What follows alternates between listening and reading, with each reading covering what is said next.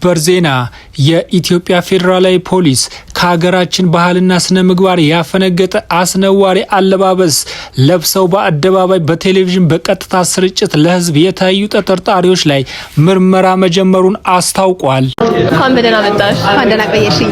በጣም ነው የምታምሪው አለባበስ። ኢትዮጵያ ፌዴራል ፖሊስ በሶስተኛው የጂ ፓወር ቲክቶክ ክሬቲቭ አዋርድ ላይ ከኢትዮጵያ ህዝብ ባህልና ስነ ምግባር ባፈነገጠ አኳኋን ሰውነታቸውን የገላለጠ አለባበስ ለብሰው በአደባባይ በቴሌቪዥን ቀጥታ ስርጭት ለህዝብ የታዩ ተጠርጣሪዎችን ከነ ግብረ አበሮቻቸው በቁጥጥር ስር ውሎ ምርመራ ማጣራት መጀመሩን አስታውቋል። ኢትዮጵያ ፌዴራል ፖሊስ ሰሞኑን በሀገራችን አዲስ አበባ ከተማ በተካሄደው ሶስተኛው የጂ ፓወር ቲክቶክ ክሬቲቭ አዋርድ ላይ ከኢትዮጵያ ህዝብ ባህልና መልካም ስነ ምግባር በተቃራኒ በህዝብ ዘንድ ተቀባይነት የሌለው አስነዋሪ አለባበስ ለብሰው በአደባባይና በቴሌቪዥን ቀጥታ ስርጭት የታዩ ዝግጅቱን በስፖንሰር የደገፉና ፕሮግራሙን ያቀናበሩ ተጠርጣሪዎች አንደኛ ወንጌላዊት ገብረ እንድሪያስ በርሄ፣ ሁለተኛ በረከት ጸጋዬ ጅፋር፣ ሶስተኛ መቅደም ደረጀ መንግስቱ፣ አራተኛ ግሩም ገዛኸኝ ቀጭኔና አምስተኛ ዮሐንስ መኮንን ኃይለ ማርያም የተባሉ ግለሰቦች መሆናቸውን ገልጿል። ፌዴራል ፖሊስ